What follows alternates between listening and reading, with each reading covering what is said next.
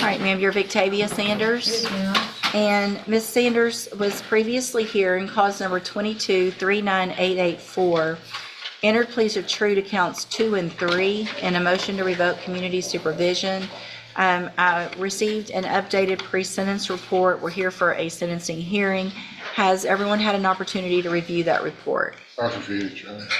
Yes, Judge. Are there any additions or corrections to the report? Your Honor, my concern, I guess I can address this after Mr. Smith had the opportunity to present evidence on the new offense, was that the recommendation appeared to be predicated on an assumption that the new offense had been proved up. And that was going to be my issue with the pre-sentence report.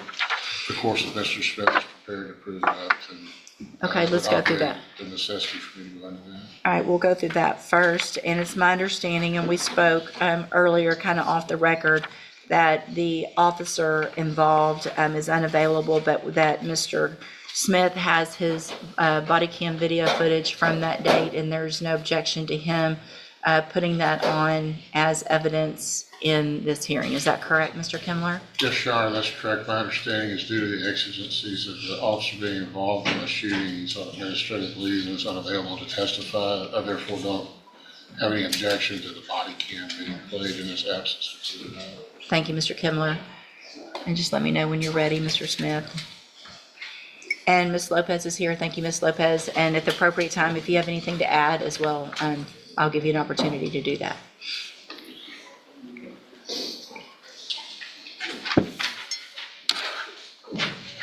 And so the allegation in count 1 that was not pled true to or not is the allegation of a new theft of property from July 31st of 2025 here in Jefferson County.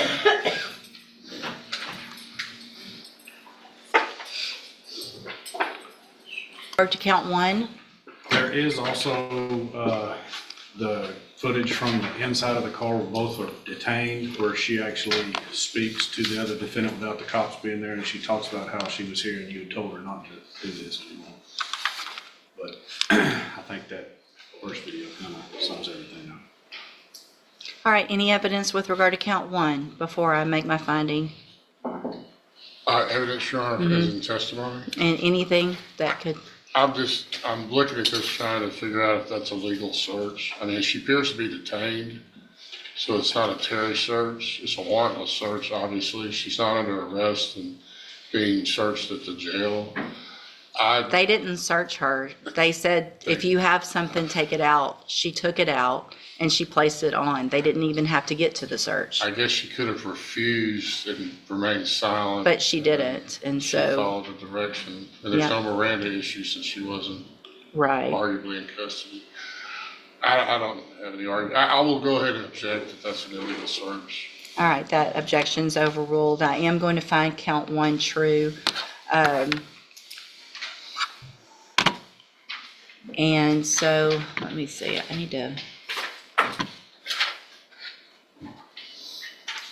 Counts 2 and 3, she pled true to, so there's a finding of true. Count 2, again, everyone's had an opportunity to review that pre-sentence report. Mr. Kimler, you may make argument with regard to Yes, Your punishment.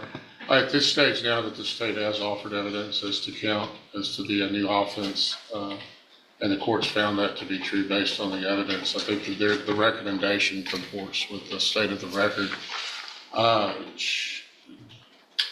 I would again defer to the probation department, but I think that they're seeming to indicate that the court is to keep her on probation, that she enter into the ISF program, cognitive track. And I would defer to that recommendation in lieu of revocation. Mr. Or proposal, I suppose. I don't know if it's an actual. With the pending charge of this theft, she's not eligible to go to ISF. If I may, she's set on that today. I can resolve that today in this. No, it's pending in felony. It's here, Oh, it's is it here? mine. Okay. Because of the prior All right. thefts. All right, She's done with misdemeanor right. thefts. We could resolve that perhaps today, Your Honor, if the court. I mean, I'm, go ahead. The state, I feel like we have given her every possible chance to rehabilitate, and she has not taken that. We would ask that she be revoked and given, based on the number of thefts committed, that she be revoked and sent to the state jail for 2 years. Ms. Lopez, do you have anything else to add to your updated report? Everything in my recommendation. All right. Do you want to address the judge? Yes. I feel like I did, how can I say this? I feel like I can finish my probation off because of the simple fact, like, this is the longest I've ever been away from my kids besides when I did 8 months, but they was younger than me, and like, I was younger, and like, they understand what's going on. And I understand, and like, me being away from my kids right now is really hard, because they be with my mama, and my mama had dementia, and she, Stop. Stop with everybody else. Because I'm not going to make my decision today based on the fact that you have kids or based on the fact that your mom needs you, because you weren't thinking about that day. So don't put that on me, No, I'm that not. if I send you to prison, that I'm somehow going to be hurting your kids or hurting your mom. You've done that. You were on felony probation, and it sounds like if the other video was played, you knew exactly what was going to happen. If what Mr. Smith is saying is true, that y'all were in that car and you said, Judge West said, I better not do this again, and you did it again, it just makes me look like an idiot for giving you the opportunity in the first place. At some point, you have to stop. At some point, you have to stop. Anything else? Judge, even based on what she told probation is, she wants to be reinstated on probation. She was just with the wrong person. The girl she was with already took probation. I Right. wasn't the one stealing. Yeah, So she I made a doesn't note of that. Accept responsibility. this is my responsibility. You accept your responsibility now that we saw it on a video. You didn't accept your responsibility. You said you were with the wrong person. I'm gonna tell you like I tell everybody else. You are the wrong person. She was with the wrong person. Y'all were with the wrong, if you're in there doing it, you are the wrong person, right? Yes, ma'am. So you didn't take responsibility. You haven't taken responsibility. You were given this opportunity after having felonies and going to state jail for the same offense, and I gave you a probation, and I said, don't do it again. So at this time, I'm going to find again, count one, that there was sufficient evidence to find count one true, find it true, find that you pled true to counts 2 and 3, find sufficient evidence to revoke your probation, and at this time, revoke your probation, sentence you to a term of 15 months in the state jail prison. You will receive credit on that sentence for any time that you've been in custody that the law gives you the right to receive. I'm going to, I'll get the other one worked out today. okay, I'll hold it while y'all do that, and then while I'm doing that, I need a, yeah, I'll hand you the trial court certification in just a minute after y'all do that on this case that shows this was not an agreement. You have some limited rights to appeal. If y'all want to go visit about the other one, I'll hold it. All right, go ahead, go back that way. I know, I almost wish that we had done it just for, and Because they gave her the wrong name and date of birth to the cops. She told them she was a juvenile. She was only 16. well, and you know what, now that you did that, maybe I should have, because it might have been worth it. Her last was 8, so I figured, okay, what are we doing here? This is, an MTRP? Yes, ma'am. All right, are you Lric Williams? And will your client waive the formal, oh, never mind. I just remembered what we were doing. All right, so it's cause number 24 DCCR 1791. Mr. Williams was on probation, on a deferred probation. Let me just go back so I can get everything correct on the record, for theft of a firearm, which is, everyone agrees at this point, a state jail felony. And the paperwork for the motion to revoke read a third-degree felony, and we all just went with that. And I revoked Mr. Williams' probation. He was sentenced to TDC, and it has now come to our attention that that was obviously a mistake, and that we need to get him sentenced correctly to the state jail felony. So with that being said, I would entertain a motion for a new trial, even though it is outside the time. We would move for a new trial at this point, Judge, based on the correct sentence. Any objection to that? No objection. All right, then at this time, I will grant a motion for new trial, even though it is outside the time frame to do that. And so what that means is we're back like nothing happened before that. The case is still pending, you're on the probation, but it's like I did not revoke you. So we're kind of starting over at that point where we were just in October, okay? And it's my understanding that you guys have visited and come up with an agreement with regard to punishment for the state jail felony, correct? Yes, Your Honor. And so I think to make the record clean, let's go back through the motion itself, and I'm going to get pleas of true or not true. It looked like before it was 1 through 3 and then 5 and 6, and so I'll just read those that you pled true to already, okay? And so will he waive the formal reading of that motion again? And so let me, I'm just going to print it. It'll be easier for me to, oh, thanks. So in 24 DCCR 1791, I've got a motion to revoke your unadjudicated probation. Shows that you were placed on Would the state like to make a oral motion to amend the motion to adjudicate? Yes, Judge. Okay. No objection. To read? To read that it is a state jail felony. Okay. No objection to that. Okay. So, again, I have a motion to revoke your unadjudicated probation. Shows that you were placed on probation September 24th, 2024 for the state jail felony offense of theft of a firearm. And that was a 5-year deferred probation. Is that correct? And it alleges in count 1 that you violated your probation by committing the offense of unlawful carrying a weapon May 12th of 2025 in Jefferson County, Texas. Is that true or not true? True. Count 2 alleges that you committed the offense of unlawful carrying a weapon May 25th of 2025 in Jefferson County. Is that true or not true? True. Count 3 alleges that you committed the offense of minor in possession of alcohol May 25th of 2025. Is that true or not true? True. Count 5 alleges that you committed the offense of resisting arrest or transport May 27th of 2025. And is that true or not true? And then count 6 alleges that you failed to report as directed February 10th and May 15th of 2025. And is that true or not true? Did you enter your pleas of true to counts 1, 2, 3, 5, and 6 freely and voluntarily? Yes. And because those counts are actually true? Yes.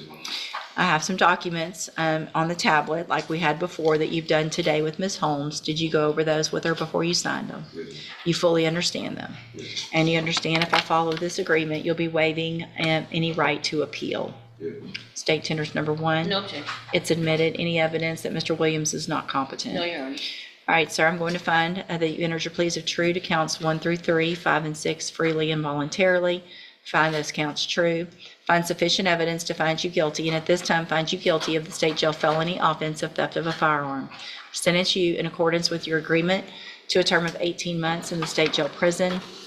You will receive credit on that sentence for any time that you've been in custody that the law gives you the right to receive. I'm handing you the trial court certification that shows this was an agreement that I followed, so you waived your right to appeal. I also handed you another copy of that admonishment regarding your ineligibility to possess a firearm or ammunition. I already read that to you last month. I'm not going to read it again. You understand you cannot possess a firearm because of this conviction in Texas, right? Okay, you can go back with the bailiff. Thank y'all.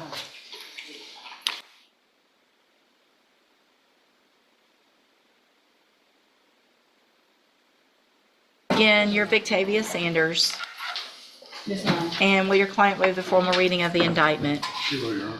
Ms. Sanders, in cause number 25, DCCR 1351, you're charged with the state jail felony offense of theft of property with previous convictions, and that is from July 31st of 2025.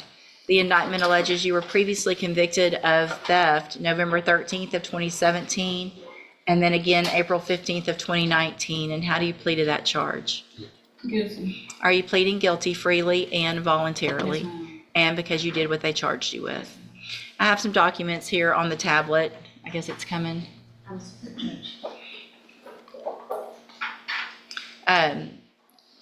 the documents on the tablet that have your signature on them that the state's marked as exhibit number 1, did you go over those documents with Mr. Kimler? Yes, ma'am. Do you fully understand them? Yes, ma'am. And do you understand, if I follow the agreement that you've made with the district attorney, that you'll be waiving or giving up any right to appeal? Yes, ma'am. And do you also understand, if you're not a U.S. citizen, that a plea of guilty or no contest may result in your deportation, exclusion from admission to the country, or denial of naturalization under federal law? Yes, ma'am. Why is it less than what I just Because the did? back time, I think she has less back time in the new case. All right. Just so so it lines up on the release date. It's Christmas. It's Christmas also. We'll go with that. State tenders number 1. No objection. It's admitted. Is there any evidence that Ms. Sanders is not competent? There's none to my knowledge. Ma'am. All right, ma'am, I'm going to find that you entered your plea of guilty freely and voluntarily. Find those prior counts true. Find sufficient evidence at this time to find you guilty, and at this time find you guilty of theft with prior convictions. Sentence you in accordance with your agreement to a term of 12 months in the state jail prison. You will receive credit on that sentence for any time that you've been in custody that the law gives you the right to receive. It will run concurrently, which means that together at the same time with the other case. I've handed you the trial court certification that shows this was an agreement that I followed, and so you waived your right to appeal. I also handed you a written admonishment regarding your ineligibility to possess a firearm or ammunition. Because of the judgment entered against you, you're ineligible under Texas law to possess a firearm or ammunition. Possession of a firearm or ammunition could lead to charges against you.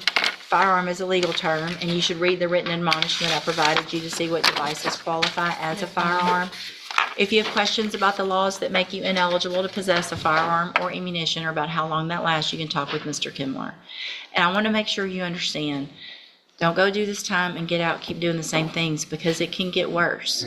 Today, what could have happened is the new case could have actually been stacked on top of the other case.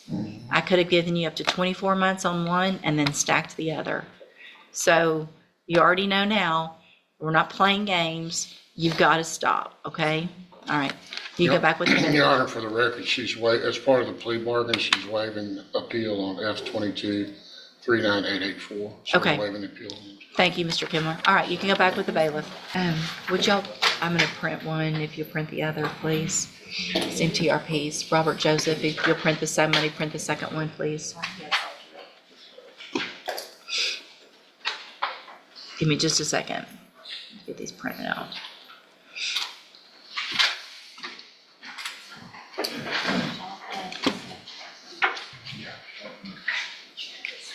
Look, I can probably get it before you with your computer.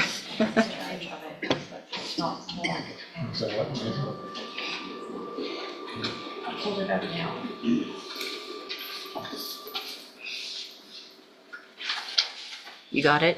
Yes, ma'am. Okay. All right, well, you're Robert Felix Jr., Joseph Jr., and will your client waive the formal reading of the motion in each case? He will, Your Honor. In cause number 21-38610, I have a motion to revoke your community supervision. Shows that you were placed on probation May 8th of 2023 for the first-degree felony offense of manufacturing or delivering a controlled substance. And that was a 10-year term in prison that was probated for 10 years. Is that correct? Yes.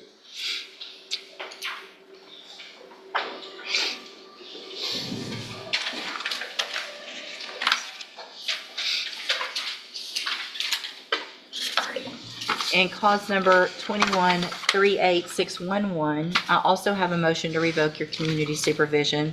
Shows that you were placed on probation May 8th of 2023 for the third-degree felony offense of unlawful possession of a firearm by a felon, and that was also a 10-year sentence that was probated for 10 years. Is that correct? Each of these cases allege that you violated your probation. Count 1 in each case alleges that you committed the offense of public intoxication October 3rd of 2025, and is that true or not true? True. Count 2 in each case alleges that you failed to maintain your financial obligation to the GPS device company, failed to charge that as well, and is that true or not true? True. And then count 3 in each case alleges that you're behind in your court assessed fees. Is that true or not true? True. Did you enter your pleas of true to counts 1, 2, and 3 in each case freely and voluntarily? Yes, ma'am. And did you plead true to those counts because they're all actually true? In both of those cases, I have here on the tablet some documents that have your signature on them that the state has marked as exhibit number 1. Before you signed these, did you go over them with Mr. Rojas? Yes, ma'am. Do you fully understand them? Yes, ma'am. And do you understand if I go along with this agreement today that you'll be waiving or giving up any right to appeal? Yes, ma'am. Do you also understand if I go along with this agreement that this is a huge opportunity based on your history and what you're in here for? Yes, ma'am. Judge, if, may I provide the Sure. explanation? Yes, ma'am. to the court? I certainly agree with what the court just said. I know this defendant from his being here before. He's not somebody that needs to be in this courtroom. He's 18 hours shy of college degree. He was a college football player. He got totally off track. Yeah. And has just, I've spoken with him in the back. I've spoken with his probation officer. She asked that the court consider this sanction and allow him to be released for the holidays with the understanding that the pretty low offer that Mr. Rojas and I had discussed previously is now off the table, that he will be on zero tolerance if the court would allow, that he will have to continue to have that GPS on and show you that he can do what he's supposed to do with it. He was hemming and hawing back there about how much he spent on it, and I told him, in my opinion, he's gonna have to prove to you that he can stay on that GPS and do what he's supposed to do and do what Ms. Bradley asked of him, what you asked of him. And if he does that, I'm willing to give him the opportunity, if you are, with the understanding that if he's back, I will ask for the full time. So, and I recognize you as well, and I know you shouldn't be in here, and it looks like you were doing well for quite some time. And so I'm gonna do what everybody feels like you have the opportunity, your probation officer, the district attorney's office. Because of the nature of the offense and what was going on, at least for some amount of time, you're gonna have to wear the GPS monitoring device. And so I know it's not cheap. You're gonna have to get a job and figure it out. It's very important. It's charged at all times. It's paid for. I've gotta know where you are and that you're doing the right things. Yes, ma'am. If you do that for some amount of time correctly, it's always charged, it's paid for, you're up to date, then you can ask your probation officer to ask me if I'll let that go. And I probably will. So I can answer directly. They send me, so I have a box in my office that I get a pile of stuff from probation every single day. Early terminations, requests for monitoring device to be, all of those things. But they're not gonna send it over and ask me on your behalf if you have not done everything you're supposed to. Yes, ma'am. They told me I had to hire another lawyer. Well, they can send it over. Now, if you want to, a lawyer could file a motion, they can send the request over for you. But, and I'll take a look at it and see what all's been going on and talk with your probation officer again about how long you've been on it and what's been going on. If there's any change, I'll let her know. But for now, based on the new allegation, you need to get it, keep it, and then I'll reevaluate that, okay? Yes, ma'am. So this was a plea agreement, obviously, that I followed, and so you've waived any right to appeal. I handed you the trial court certification that shows that, all right? Good luck to you, sir. You can go back with the bailiff. Oh, and so, sorry, I feel like I skipped everything, actually. So the agreement was also for 60-day jail sanction, and that's with credit for time he's been sitting. Yes, Judge. And he has you've been in there? Today is day 64. Okay, so, state tenders number 1. No objection. It's admitted, any evidence that Mr. Joseph is not competent. Okay. All right, then I am going to, again, follow the agreement and continue you on probation, order that 60 days up front as a, but with credit for it as a sanction in both of your cases. And so you should be released today, it sounds like. Go straight to probation, get everything back in order, and then you'll be fine, okay? All right, good luck to you, sir. You need one too? Thank you. I'm sorry, excuse me. Good morning, are you John Willis? And will your client waive the formal reading of the indictment? Mr. Willis, in cause number 25, DCCR 1048, you're charged with the second-degree felony offense of burglary of a habitation. And that's from June 26th of 2025. And how do you plead to that charge? Are you pleading guilty freely and voluntarily? And are you pleading guilty because you did what they charged you with? I have here on the tablet some documents that have your signature on them that the state's marked as Exhibit Number 1. Before you signed these, did you go over them with Ms. Holmes? Do you fully understand them? And do you understand, if I follow the agreement that you've made with the district attorney, that you will be waiving or giving up any right to appeal? Answer out loud, please. And it looks like the agreement that you've reached is for a 2-year deferred probation. There would be a $300 fine.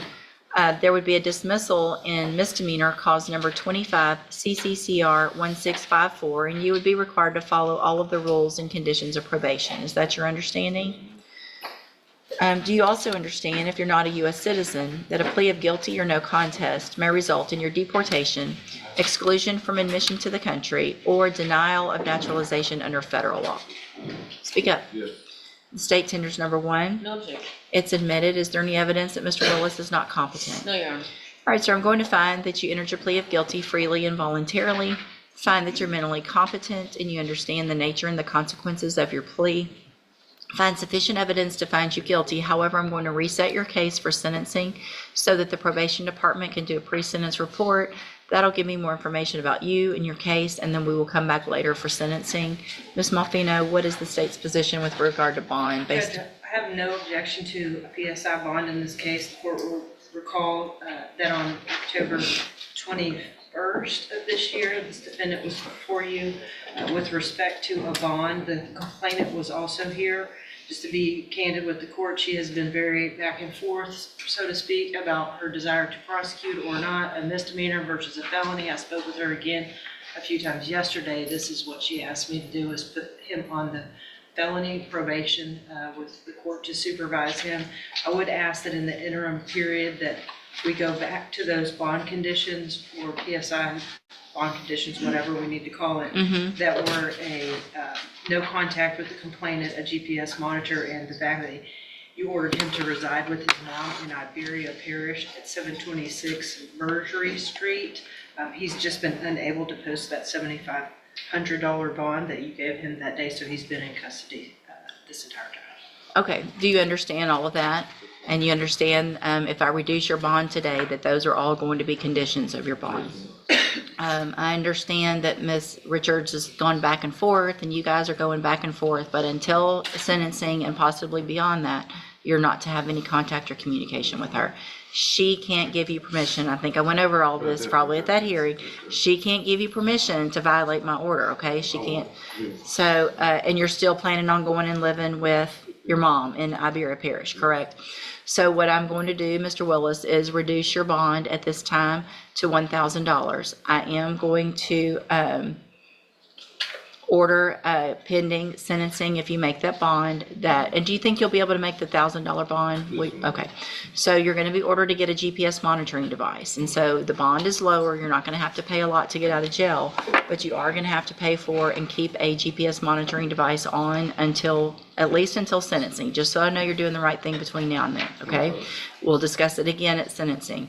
And you're ordered to live in Iberia Parish with your mom and remain in Iberia Parish except coming back to Jefferson County for court, okay? Can I ask you something? Uh-huh. I have a son in Lake Charles. Would I be able to visit? Yes, you can go to Lake Charles if to visit your son. Okay. So whatever, do y'all have court orders or do y'all just go visit? Okay. So the main thing is that you're not back here and you're not having contact or communication with Colette Richards, okay? All right, we'll see you back at sentencing. You can go back with the bailiff. Good morning, are you Tyree Hartley? And Mr. Hartley, in cause number 25 DCCR 0842, you're charged with the first-degree felony offense of aggravated robbery, and that's from April 22nd of 2025. Your indictment alleges that you were previously convicted of harassment by a person in a correctional facility, a third-degree felony, August 5th of 2013. And after that was final, you were convicted of evading arrest or detention with the use of a vehicle, a third-degree felony, December 21st of 2022. And then again, an evading arrest or detention with a vehicle, November 13th of 2023. And what that means is that if you go to trial and you're found guilty, you would be considered a habitual offender, and your minimum punishment would be 25 years in prison up to 99 years or life. Do you understand? Answer out loud, please, for me. Thank you. And I have here on the tablet a plea bargain rejection that has your signature with Mr. Parker's that shows that the district attorney's office has made an offer, if you wanted to enter a plea of guilty, to waive that enhancement for habitual for a 20-year sentence in prison. You have every right to reject that. I just want to make sure you understand what the possible consequences are if you go to trial, what your options are if you wanted to plead guilty. And do you understand all of that? And do you want to reject that offer and go to trial? And is there any reason to believe that that offer would change? No, Judge, it would go up substantially. So I want to make sure you understand, I don't want to accept that offer after today either, okay? And so if you change your mind, you can plea open to the court or to something else, but it won't be to that, all right? So I will put your case on the trial docket. Mr. Parker's been appointed to represent you. He's one of the attorneys who handles a lot of cases for me as a court-appointed attorney. With your permission, I can release him and appoint another attorney today who could begin preparation for trial a little quicker. Is that okay with you? All right, so Mr. Parker, you're released. We will appoint someone today. They should be out to see you very soon to begin preparation for trial, okay? You can go back with the bailiff. All right, everybody, I have to take. This is basically a misdemeanor offense, but due to the nature of it, it's TDC. Good morning. Are you Adrian Banks? Yes, ma'am. And Mr. Rojas, will your client waive the formal reading of the indictment? He will, Your Honor. Mr. Banks, in cause number 25 DCCR 1432, you're charged with a third-degree felony offense of harassment of a public servant in count 1 of that indictment, and that is from September 1st of 2025. And how do you plead to that charge? Guilty now. Are you pleading guilty freely and voluntarily? Yes, ma'am. And are you pleading guilty because you did what they charged you with? Yes, ma'am. I have here on the tablet some documents that have your signature on them that the state's marked as Exhibit Number 1. Before you signed these, did you go over them with Mr. Rojas? Yes, ma'am. Do you fully understand them? Yes, ma'am, I do. And do you understand, if I follow the agreement that you've made with the district attorney, that you will be waiving or giving up any right to appeal? Yes, ma'am. State tenders number 1. No objection. It's admitted. Is there any evidence that Mr. Banks is not competent? No, Your Honor. All right, sir, I'm going to find that you entered your plea of guilty freely and voluntarily, find that you're mentally competent and understand the nature and the consequences of your plea, find sufficient evidence to find you guilty, and at this time find you guilty of, in count 1, of harassment of a public servant, sentence you in accordance with your agreement. It was 2, right? To a term of 2 years in the institutional division of the Texas Department of Corrections. You will receive credit on that sentence for any time that you've been in custody that the law gives you the right to receive. I'm handing you the trial court certification that shows this was an agreement that I followed, and so you've waived your right to appeal. I'm also handed you a written admonishment regarding your ineligibility to possess a firearm or ammunition. Because of the judgment entered against you, you're ineligible under Texas law to possess a firearm or ammunition. Possession of a firearm or ammunition could lead to charges against you. Firearm is a legal term, and you should read that written admonishment I provide you to see what devices qualify as a firearm. If you have questions about the laws that make you ineligible to possess a firearm or ammunition, or about how long that lasts, you can talk with Mr. Rojas. All right, good luck to you, sir. You can go back with the bailiff. Good morning. Are you Raymond Sweet? Yes, ma'am. And Mr. Sweet, in cause number 25 DCCR 1531, you're charged with a first-degree felony offense of burglary of a habitation with intent to commit another felony, and that's from August 22nd of 2025. Your indictment alleges you were previously convicted of burglary of a habitation May 28th of 1987, and also burglary of a vehicle on that same date. And then after those were final, you were convicted of robbery April 20th of 1988, and also burglary on that same date as well. And then after all of those were final, you were convicted of aggravated assault of a correctional officer June 8th of 1992. What that means is that if you go to trial and you're found guilty, and those prior offenses are true, the range of punishment in your case would be between 25 years and up to 99 years or life. Do you understand? And I have a plea bargain rejection here on the tablet that you've signed with Mr. Rojas that shows that the district attorney's office has made an offer if you wanted to enter a plea of guilty for a 30-year term in prison. You have every right to reject that offer and have your case set for trial. I want to make sure you understand what the possible consequences are if you go to trial and what your options are. And do you understand all of that? And do you want to reject that offer and have your case set for trial? I'll get that done. I do want to make sure, Mr. Smith, is there any reason to believe that there's any other evidence or that offer would change? It's not going down. So I want to make sure you understand that I will not accept that offer after today. If you change your mind and you want to enter a plea of guilty, then it would be to something different or open to the court. Also, so do you want to go forward with trial? Okay. Mr. Rojas has been appointed to represent you. He's one of the attorneys who handles a lot of cases for me as a court-appointed attorney. With your permission, I can release him and appoint someone else today who could begin preparation for trial a little quicker. Is that okay with you? Yes, ma'am. So, Mr. Rojas, you're released. We will appoint someone today. They should be out to see you very soon to begin preparation for trial. All right, you can go back with the bailiff. Yes, sir. Good morning. Are you, can y'all hold it down, please? Are you Eric Gibson? Yes, ma'am. And this is cause numbers 25 DCCR 1102. Order in the court, please. You can lower your voices. Thank you. 1102, 1103, 1104, and 1105, charged in 2 of those cases with sexual assault and in the other 2 with aggravated sexual assault. And Ms. DeLage, what is the announcement? Judge, I'm still working through discovery because we need to go through discovery requirement, so I'm asking for a little bit more time on that. Okay. Look. Okay.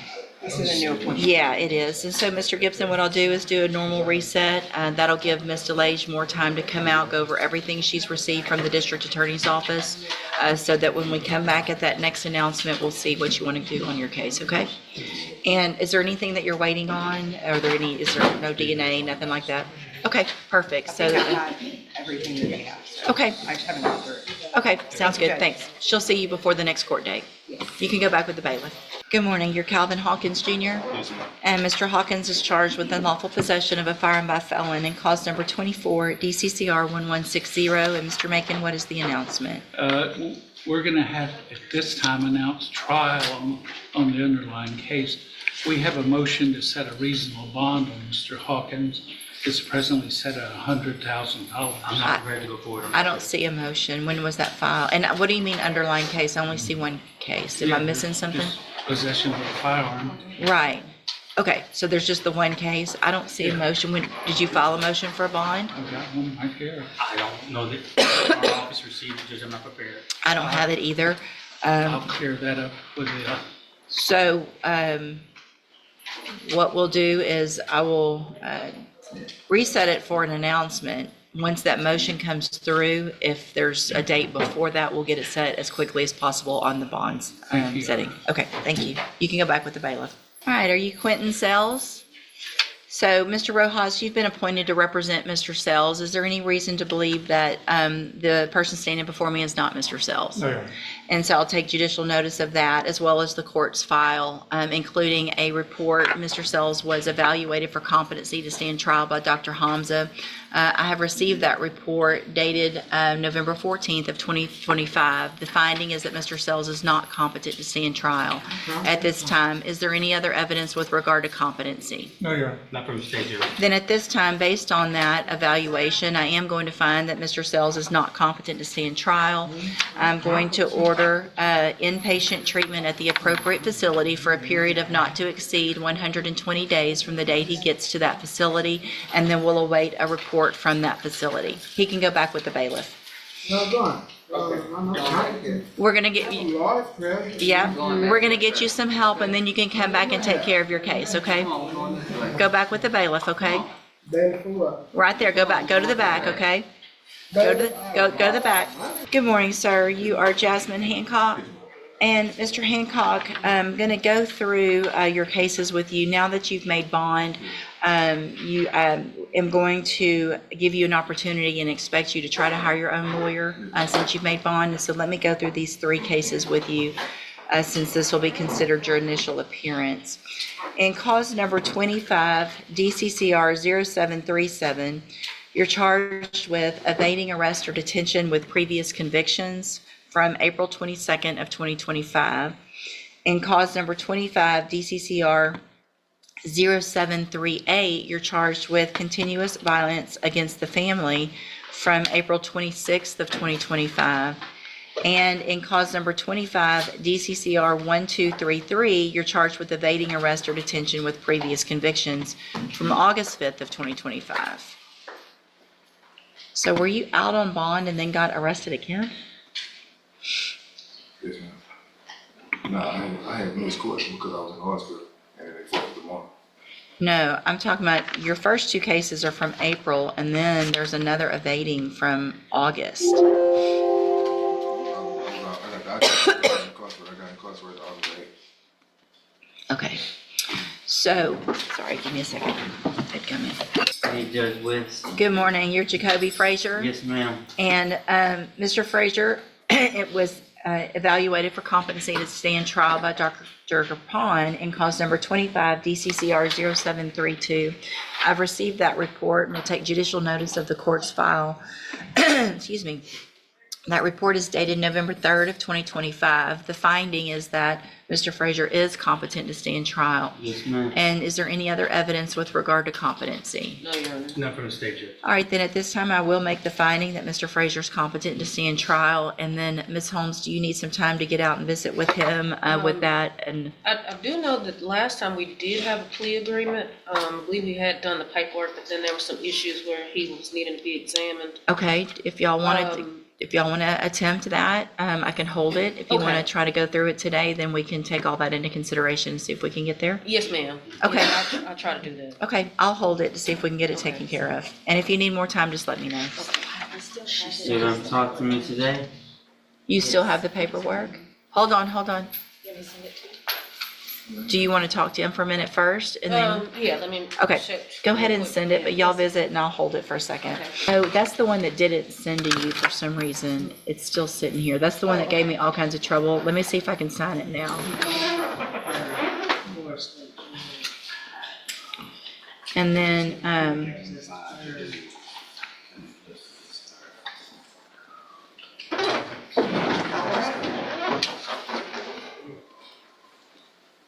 I don't know what did I do with him? Did I not go through with the plea and sign everything? Finished it all. It just, the tablet wouldn't let you send it to you. It just showed it's all blank, so I just signed it all again.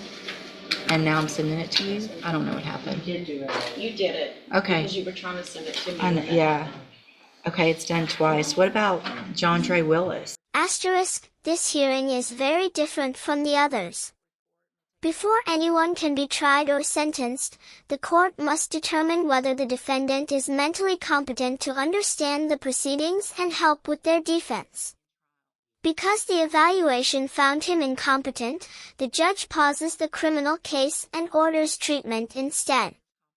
That's not a dismissal, it's the legal system making sure the process remains fair before moving forward.